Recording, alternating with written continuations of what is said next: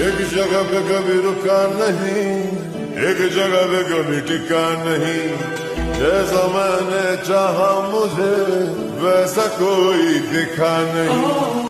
पापा के परियों के पीछे नहीं, पैसे के पीछे भागो मेरे दोस्त, क्योंकि पैसा वो चीज है जिसे देके पापा खुद अपनी परियों को शैतान के हवाले करके जाएंगे।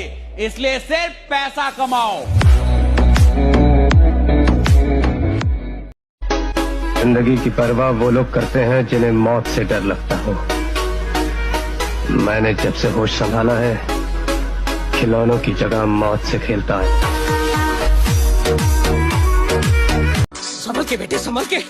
ये गुज्जर सिंह है, गुज्जर सिंह कोई आम डाकू नहीं है। दहशत नाकू करवा दी है बेटे। मारवाड़ की कसम, कई लाख रुपए का इनाम रखा है सरकार ने इसके सर पर। આવો નજારો જોવો હોય ને તો ગાંડી ગીરમાં જ ધક્કો ખાવો પડે યાર. બાપુ બાપુ